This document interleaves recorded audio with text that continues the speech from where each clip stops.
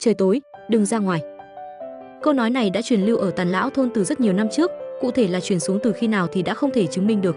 Có điều, câu nói này là chân lý không cần nghi ngờ. Trong Tàn Lão thôn, Tư bà nhìn ánh nắng chiều khuất dần sau núi mà sốt ruột. Theo vầng mặt trời lặn xuống, một tia nắng cuối cùng biến mất, đất trời đột nhiên vô cùng yên tĩnh, không có bất kỳ âm thanh gì. Bóng đêm từ phương Tây dần dần phủ xuống nơi đây, nuốt chửng núi sông, con đường, cây cối, sau đó tràn đến nhấn chìm Tàn Lão thôn. Bốn góc của Tàn Lão thôn dựng 4 tượng đá cổ xưa, tượng đá loang lổ, niên đại xa xăm, ngay cả Tư bà cũng không biết tượng đá này được người phương nào điêu khắc, lúc nào thì dựng ở đây.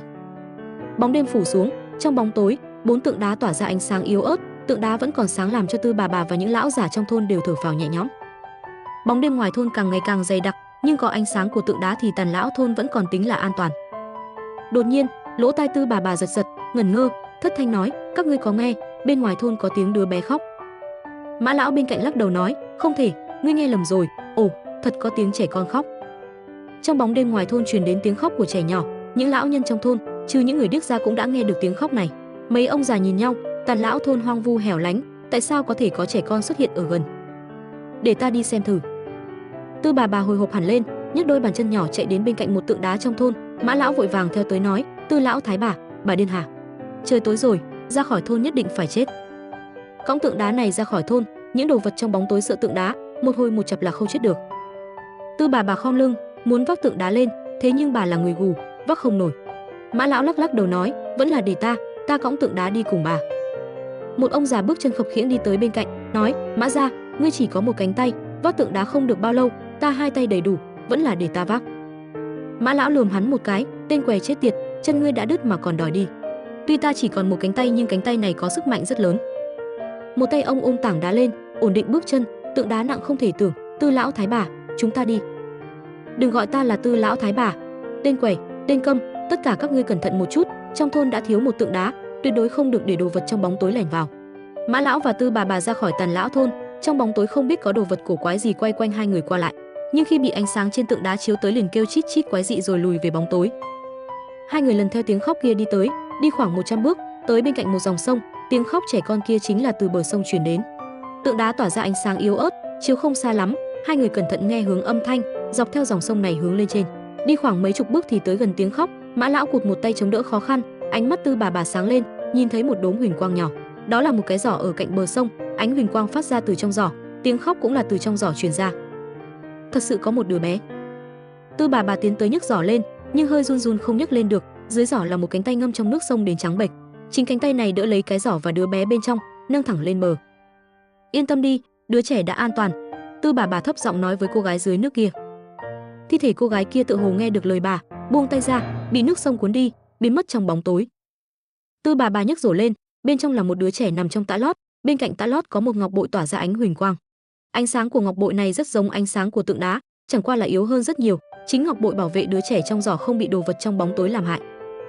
Có điều ánh sáng của ngọc bội rất yếu, chỉ có thể bảo vệ được đứa trẻ, không bảo vệ được người phụ nữ kia. Là một bé trai. Trở lại Tàn Lão thôn, dân trong thôn đều kéo tới, toàn là già yếu bệnh tật. Tư bà mở tã lót ra liếc nhìn, nhếch miệng nở nụ cười, hàm răng thưa thớt, nói: "Tàn Lão thôn chúng ta cuối cùng cũng có một người lành lặn." Người què chỉ còn một chân giật mình nói: "Tư lão thái bà, ngươi định nuôi nó sao? Chúng ta ngay cả mình đều rất khó khăn, ta cho rằng nên đưa nó đi." Tư bà giận dữ: "Lão nương dựa vào bản lĩnh nhặt được đứa bé này, tại sao phải đưa cho người khác?" Một đám dân trong thôn khúm núm, không dám nói lại nàng. Trưởng thôn nằm trên cáng cứu thương tiến lại, hắn thê thảm hơn người khác một chút. Những người khác tốt xấu gì cũng có tay chân, chỉ ít hơn người bình thường, mà hắn lại chẳng có tay chân. Tuy nhiên mọi người đều rất kính trọng hắn, mặc dù Tư bà là hung thần cũng không dám làm bậy. "Nếu phải nuôi nó thì hẳn là nên đặt cho nó một cái tên chứ." Trưởng thôn nói: "Lão thái bà, ngươi xem trong giỏ còn có vật gì khác không?" Tư bà lật qua lật lại rồi lắc đầu nói: "Chỉ có ngọc bội này, không có giấy tờ gì khác." Trên ngọc bội có chữ viết là chữ Tần. Ngọc bội này không một chút tạp chất, bên trong còn có sức mạnh kỳ quái, không phải vật phàm, có khi nào là xuất thân từ gia đình giàu có không? Nó tên Tần hay họ Tần đây? Trưởng thôn nghĩ ngợi một chút rồi nói: "Thôi để nó họ Tần đi, tên thì gọi là Mục, Tần Mục. Khi nó lớn thì để nó đi chăn, dù sao cũng sống qua được." Tần Mục. Tư bà nhìn đứa trẻ mới sinh trong tã lót, đứa nhỏ kia cũng không sợ bà, còn cười a a a a. Bờ sông, tiếng sáo truyền đến, Mục Đồng ngồi trên lưng một con bò cái thổi sáo, tiếng sáo lanh lảnh du dương. Mục Đồng này khoảng 11-12 tuổi, lớn lên mi thanh mục tú, môi hồng răng trắng, quần áo nửa mở, trước ngực đeo một cái ngọc bội. Thiếu niên này chính là đứa bé được Tư bà nhặt ở bờ sông 11 năm trước. Những năm gần đây mấy người già trong thôn ngậm đắng nuốt cay nuôi nó khôn lớn. Tư bà không biết từ đâu tìm được một con bò cái, để lúc còn nhỏ mỗi ngày Tần Mục đều được uống sữa tươi, sống sót qua giai đoạn dễ dàng chết non. Dân trong Tàn lão thôn tuy đều là hung thần ác sát nhưng đều rất tốt với hắn. Tư bà là thợ may, thường ngày Tần Mục theo Tư bà học may đồ, theo thầy thuốc học hái thuốc, chế thuốc, theo gia gia quẻ học cước pháp, theo gia gia mù học nghe âm tìm vị trí, theo trưởng thôn không tay không chân học hít thở. Tháng ngày ngược lại trôi qua rất nhanh. Con bò cái này là nhũ mẫu của hắn lúc còn nhỏ, Tư bà vốn định bán đi, nhưng Tần Mục không muốn, bởi vậy nhiệm vụ chân bò liền giao cho hắn. Hắn thường thả bò ở bờ sông, núi xanh như vẽ, trời trong mây trắng, rất là thỏa mãn. Tần Mục, mau cứu ta! Đột nhiên con bò cái dưới thân hắn mở miệng nói chuyện, Tần Mục sợ hết hồn, vội vã từ trên lưng bò nhảy xuống, chỉ thấy mắt con bò cái kia rưng rưng, mở miệng nói tiếng người, hướng về hắn nói, Tần Mục, ngươi uống sữa ta mà lớn lên, ta cũng xem như là một nửa mẹ ngươi, ngươi phải cứu ta. Tần Mục chớp mắt, thử dò xét nói, ta làm sao để cứu ngươi? Bò cái kia nói, bên hông ngươi có một cái lưỡi liềm, lột ra ta xuống, liền có thể cứu ta thoát ra.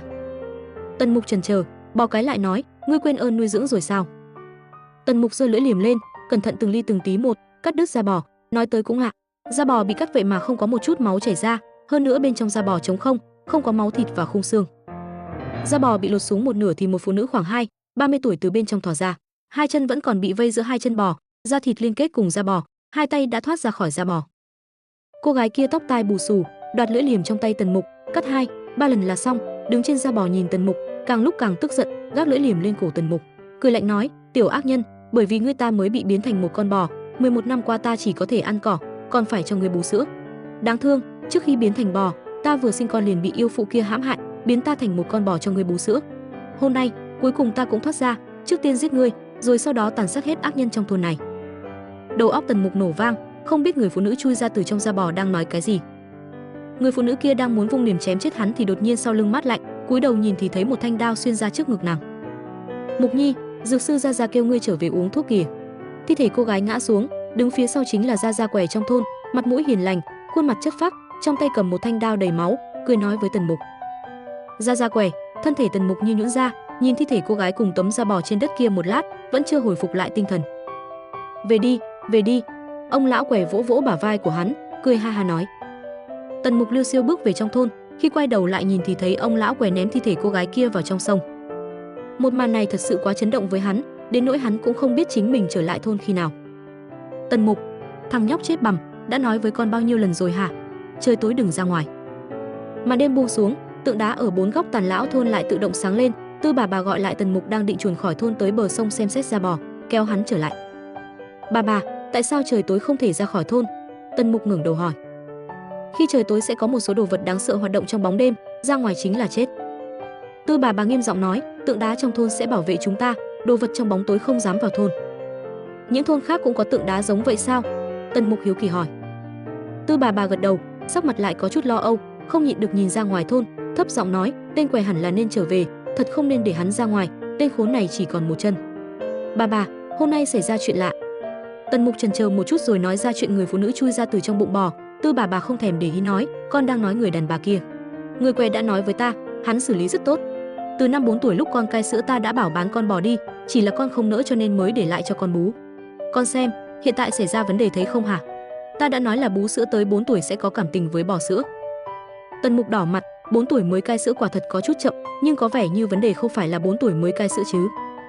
Bà, người phụ nữ kia bị Gia Gia quẻ giết. Giết là tốt. Tư bà cười nói, đó là may cho nàng. Đúng ra nàng phải chết 11 năm trước, nếu như không phải muốn lấy sữa nuôi con, nàng ta có thể sống đến bây giờ sao? Tần Mục không hiểu. Tư bà liếc hắn một cái nói, người phụ nữ này là phu nhân của thành chủ Tương Long thành cách nơi này hơn ngàn dặm. Tương Long thành chủ thì háo sắc, mà nàng thì rất ghen. Tương Long thành chủ rất thích trêu hoa ghẹo nguyệt ở bên ngoài, cướp đoạt gái nhà lành. Mà mỗi khi Tương Long thành chủ hại đời trong sạch của cô gái nào thì vị phu nhân này liền sai người đánh cô gái đó chết tươi. Ta lẻn vào Tương Long thành, vốn định giết nàng nhưng lại thấy nàng vừa sinh con, đứa bé mới được 3 tháng, lại nghĩ con vẫn không có sữa uống, mà nàng thì lại có sữa nên mới biến nàng thành một con bò cho con bú. Chỉ là không nghĩ đến nàng ta lại thoát khỏi phong ấn, có thể mở miệng nói chuyện, suýt chút nữa làm hại con. Tần Mục trợn tròn mắt, thất thanh nói, bà, người làm sao có thể biến thành bò được? Tư bà cười hà hà, lộ ra hàm răng thưa thớt nói, con muốn học không? Ta dạy cho, tên quẻ về rồi. Tần Mục nhìn ra, chỉ thấy người quẻ một tay chống gậy, một tay giữ con mồi trên lưng, đang khập khiễng đi tới. Bóng tối như thủy triều nhanh chóng vọt vào thôn. Tư bà gấp gáp vội vàng gọi, tên què chết tiệt, nhanh lên một chút, nhanh lên một chút. Gấp cái gì? Người què vẫn đùng đỉnh đi về thôn. Ngay khi ông vừa vào thôn, bóng đêm đen kịt của vừa vặn tràn vào thôn. Trên lưng ông là một con hổ dữ sặc sỡ, còn chưa chết, đuôi của nó bị bóng tối quét trúng. Đột nhiên hổ dữ phát ra một tiếng gầm đau đớn. Tần Mục vội vã nhìn lại thì chỉ thấy đuôi của mãnh hổ vậy mà chỉ còn lại từng đốt xương trắng, da lông và máu thịt trên đuôi đã không còn, thật giống như bị thứ gì gặm mất. Hắn hiếu kỳ nhìn thoáng qua bóng tối ngoài thôn, nơi đó một mảnh đen kịt, không nhìn thấy thứ gì. Trong bóng tối, đến cùng là có thứ gì? Hắn buồn bực trong lòng. Tư bà phấn khởi bừng bừng kéo nó quay vào thôn, cười nói, đừng nhìn nữa, đến đây nhanh lên, hôm nay là ngày trọng đại của con. Trưởng thôn, Mã Gia, ra đây hết đi. Trong thôn nhóm lên lửa trại, trưởng thôn lại được người dùng cáng mang ra, trầm giọng nói, tứ linh đều tìm đủ rồi sao? Đã tìm đủ. Mã Gia cụt tay kéo một con rắn vẫn còn sống, phát ra mùi tanh, màu xanh lục, dài mấy trượng, con rắn bị Mã Gia nắm chỗ 7 tấc nên không thể động đậy. Thợ rèn Câm thì mang đến một con chim lớn, con chim còn cao hơn người Câm một chút, thế nhưng cặp cánh và đôi chân đã bị trói. Khi con chim lớn kia giãy giụa thì bên trong cánh lại có tia lửa bay ra nổ lốp bốp, rất là đáng sợ. Người mù thì lại mang đến một con rùa lớn hơn cả mặt bàn, con cự quy này không biết đã sống bao nhiêu năm, mai rùa chuyển sang màu vàng óng. 4 cái chân của cự quy đều rụt vào trong mai, một móng vuốt thỉnh thoảng thò ra, Tần Mục chú ý nhìn thì thấy, khi móng của nó thò ra khỏi mai thì dưới móng vuốt liền sinh ra hơi nước, tựa hồ có thể nâng con cự quy này lên, điều khiển hơi nước chạy mất dép. Chỉ là kim quy, rùa vàng, bị người mù xuyên lưỡi câu qua mũi, không thể chạy trốn. Thanh long, bạch hổ, chu tước, huyền vũ, mặc dù không cách nào tìm được máu của 4 linh thú này, nhưng dùng thanh dao xả, thiết cốt hổ, lôi điểu và kim quy thay thế, cũng có thể luyện được một chút linh huyết, cũng đủ dùng. Trưởng thôn gật đầu với đồ tể trong thôn, đồ tể nhếch miệng cười, hai tay chống đất tiến lên, ông là người chỉ còn dư lại nửa thân trên, từ phần eo trở xuống đã bị người chém đứt, vết thương bằng phẳng. 4 cái vại đặt trước thanh xà, thiết hổ, lôi điểu và kim quy, đồ tể vung đao, mỗi đao một con, lấy máu những mãnh thú này, không lâu sau, máu của 4 con thú đều chảy ra hết.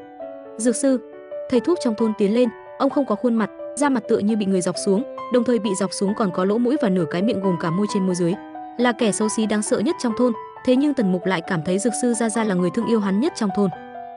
Dược sư tiến lên, lấy ra 4 lá cây kỳ lạ màu đỏ, trên mỗi lá đều có một quả trứng côn trùng trắng như tuyết. Dược sư thả một chiếc lá vào trong một cái vại, lập tức thấy được trứng côn trùng vỡ ra, từng con nhộng nằm nhoài trên lá và hút máu. Những con nhộng này lớn nhanh như thổi, uống máu càng nhiều thì thân thể càng lớn, rất nhanh máu trong 4 cái vại bị uống cạn, trong vại đều còn lại một con sâu vừa lớn vừa mập. Dược sư lại rắc vào trong vại những tinh bột màu trắng như muối. Tần Mục nhìn thấy 4 con sâu vừa lớn vừa mập vậy mà đang nhanh chóng thu nhỏ lại, không khỏi tấm tắc lấy làm lạ. Sau một lát, dược sư nhấc 4 con sâu lên, mỗi con đều chỉ to bằng bàn tay. Chỉ thấy ông lấy ra 4 chén sứ trắng, nắm một con sâu dùng sức bóp bóp, con sâu kia kêu chít chít, trong miệng chảy ra một chén huyết tương long lanh óng ánh như hồ phách.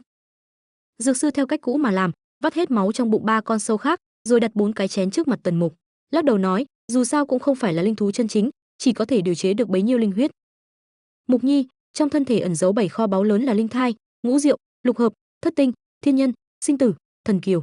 7 kho báu lớn này bẩm sinh đã bị niêm phong, tựa như bảo tàng bị đóng kín, bởi vậy được gọi là 7 đại thần tàng. Âm thanh trưởng thôn mang theo vài phần uy nghiêm, dưới ánh lửa trại bập bùng, khuôn mặt ông lúc sáng lúc tối, trầm giọng nói, 7 đại thần tàng đang ở trạng thái đóng kín, cần chính võ giả mở ra, mà ngăn cản võ giả mở ra thần tàng thì gọi là bích, tường, linh thai bích, ngũ diệu bích, lục hợp bích, thất tinh bích, thiên nhân bích, sinh tử bích, thần kiều bích. Quá trình phá tan 7 bức tường này gọi là phá bích. Mã Gia cụt tay nhẹ nhàng xoa đầu Tần Mục, cười nói, không phá được tường liền không cách nào tu luyện.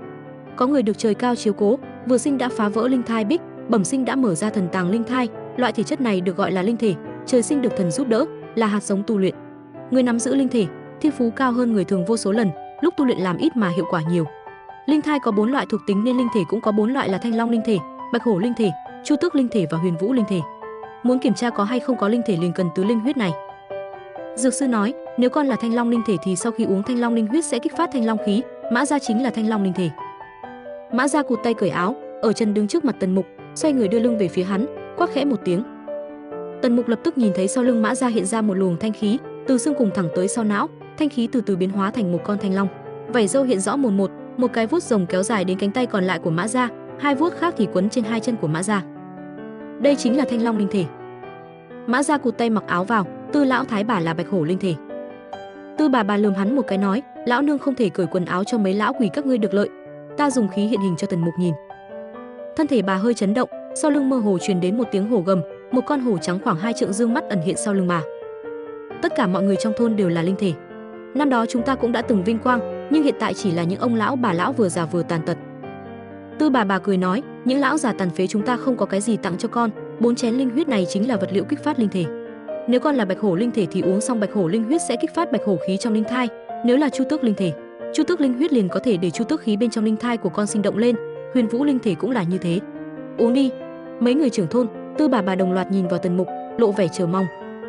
Trong lòng Tần Mục lo ngay ngáy, tuy ngày thường lúc theo dược sư học tập hái thuốc, chế thuốc vẫn được dạy cho không biết bao nhiêu thứ kỳ lạ, nhưng tất cả đều không lạ bằng lần này. Hắn bưng một cái chén sứ trắng lên, linh huyết bên trong nóng rực, là một chén chu tước linh huyết. Tần Mục uống cạn một hơi, chỉ cảm thấy một luồng nóng rực chảy vào cổ họng thẳng xuống toàn thân, khiến cho hắn trong lúc hoảng hốt cảm giác trong cơ thể mình có một ngọn lửa đang hừng hực cháy, đốt cho máu huyết bản thân cũng muốn sôi trào. Sau một lát, loại cảm giác nóng bỏng này mất đi. Người Câm, hắn có phải là chu tước linh thể không? Trưởng thôn hỏi. Người thợ rèn Câm lắc đầu. Trưởng thôn nói, Tần Mục, tiếp tục. Tần Mục hớp chén sứ trắng thứ hai, bên trong là bạch hổ linh huyết, uống vào miệng phảng phất là uống lẫn nước thép, nước đồng mang theo mảnh vụn, nham nhám, đau nhói. Sau khi vào cơ thể thì cảm giác toàn thân đau đớn. Không lâu sau, cảm giác đau nhói biến mất. Không phải bạch hổ linh thể. Tư bà lắc đầu, có chút thất vọng. Tần Mục, chén thứ ba. Trưởng thôn trầm giọng nói. Tần Mục tiếp tục uống chén thứ ba. Thanh long linh huyết được tinh chế từ đại thanh xà. Chén linh huyết này cho hắn cảm giác bắp thịt vừa phồng lên vừa căng ra, dòng máu cũng vừa phồng vừa căng, ngũ tạng lục phủ đều bị co bóp rất khó chịu. Thế nhưng cảm giác sưng tấy cũng nhanh chóng biến mất. Mã Gia lộ vẻ thất vọng, lắc đầu nói, không phải thanh long linh thể. Vậy nhất định là huyền vũ linh thể rồi. Dược sư lộ ra vẻ tươi cười hiếm thấy khiến khuôn mặt càng thêm dữ tợn. Tần Mục uống chén huyền vũ linh huyết, chén cuối cùng này làm thân thể hắn mềm dẻo hẳn, phảng phất như ngâm trong nước sông, nhưng cảm giác này cũng rất nhanh biến mất. Nó cũng không phải huyền vũ linh thể. Dược sư lắc đầu. Các thôn dân bên đống lửa đều trở nên trầm mặc. Đồ Tể nói như vậy, nó chính là một người bình thường. Tư bà đột nhiên rơi lệ, nức nở nói, chúng ta đều đã già, lại tàn phế, nếu chúng ta chết rồi thì nó cũng không sống nổi, nơi này nguy hiểm như vậy, một ngày nó cũng không sống nổi. Tần Mục kéo tay bà, thấp giọng nói, bà, đừng khóc, bà và Gia Gia đều là người tốt, sẽ không chết. Người tốt? Khà khà. Mã Gia cười tự giễu nói, những phế nhân như chúng ta đều bị bức ép vào trong đại khư sao, kéo dài hơi tàn sống đến bây giờ, đại khư quá nguy hiểm, không có chúng ta quả thật Mục Nhi rất khó sống tiếp. Chúng ta nên đưa nó ra khỏi đại khư, bên ngoài an toàn hơn rất nhiều. Đại khư, vùng đất rộng lớn từng phồn hoa giờ hoang phế. Đồ Tể lạnh lùng nói, đưa nó ra ngoài, chúng ta sẽ bị kẻ thù phát hiện, đều phải chết, nó bị chúng ta liên lụy cũng sẽ chết. Lần thứ hai Tàn lão thôn trở nên yên tĩnh. Đột nhiên, trưởng thôn nói, tốt. Tư bà buồn bực, tốt cái gì? Trưởng thôn cười nói, ta nói thể chất nó tốt, là hạt giống tốt. Đám người Đồ Tể, dược sư đều ngẩn ra, không rõ ý nghĩa. Thôn trưởng cười nói, ta cảm thấy chắc là Mục Nhi có một loại thể chất khác, kết hợp 4 thể chất lớn hướng về bá thể. Bá thể? Mấy người Tư bà lộ vẻ nghi hoặc, bọn họ đều là hạng người kiến thức rộng rãi, thế nhưng cũng chưa từng nghe nói đến cái tên bá thể này. Đúng, là bá thể. Thôn trưởng cười nói, linh huyết bình thường rất khó kích phát bá thể, cần tập hợp đủ máu của tứ linh chân chính mới có thể làm cho bá thể hiện ra. Bên trong đại khư không có 4 linh thú đó, thế nhưng đời sau của linh thú cũng không khó tìm. Các ngươi tiếp tục bắt hổ dữ, đại xà, luyện ra linh huyết, uống đủ nhiều tự nhiên có thể kích thích ra bá thể. Trưởng thôn rất có uy tín, những ông lão, bà lão cụt tay thiếu chân trong thôn nghe vậy đều rất hài lòng. Tư bà cười nói, ngày mai ta theo tên quẻ đi bắt cọp. Mục Nhi, con đi ngủ sớm đi, mai còn phải uống linh huyết. Mọi người tản đi, dược sư và người thợ rèn Câm đưa trưởng thôn về phòng. Người Câm rời đi nhưng dược sư vẫn nán lại, thấp giọng nói, chưa từng có bá thể. Trưởng thôn gật đầu, là ta thuận miệng nói, ta không nói như vậy thì người trong thôn rất khó tiếp tục sống. Dược sư ngơ ngác. Dân trong Tàn lão thôn có lai lịch khác nhau, nhưng đều bị buộc tiến vào đại khư, đến Tàn lão thôn kéo dài hơi tàn. Bọn họ vốn đã oán trời, oán đất, oán muôn người, oán khí quá nặng, có thể sống đến giờ thì không thể không nói tới công lao của Tần Mục. Chính đứa trẻ đầy đủ tay chân này đến mới xua đi oán khí trong lòng mọi người cùng nhau nuôi nấng Tần Mục lớn lên, đều xem bé trai này là người thân nhất của mình. Tần Mục đã hàn gắn lại tâm hồn yếu đuối của người trong Tàn lão thôn. Nếu các thôn dân này biết Tần Mục chỉ là thể chất bình thường nhất, không cách nào tồn tại một mình trong đại khư được, chỉ sợ những người này đều mất khống chế, không biết sẽ làm ra chuyện gì. Mặt dược sư không chút thay đổi nói, thế nhưng ngươi không thể giấu được cả đời, chúng ta sớm muộn gì cũng sẽ chết già, chỉ còn lại mỗi mình Tần Mục. Vì thế ngươi không được nói với nó là chưa từng có bá thể, vĩnh viễn cũng không được cho nó biết. Trưởng thôn trầm giọng nói, để nó tin tưởng, nó chính là bá thể có 102. Dược sư lại ngơ ngác, nhìn kỹ khuôn mặt ông ta, dưới ngọn đèn dầu lờ mờ, khuôn mặt trưởng thôn có mị lực đặc biệt, cười nói, ta muốn nhìn một chút, một người bình thường, dưới niềm tin không gì sánh được có thể siêu phàm thoát tục hay không, làm được những chuyện mà những người có linh thể như chúng ta cũng không làm được. Nói không chừng, tương lai nó thật sự có thể đi tới được con đường phàm thể chính là bá thể. Dược sư ngơ ngẩn, phàm thể chính là bá thể. Trưởng thôn nghiêm nghị gật đầu, chỉ cần có niềm tin thì phàm thể chính là bá thể.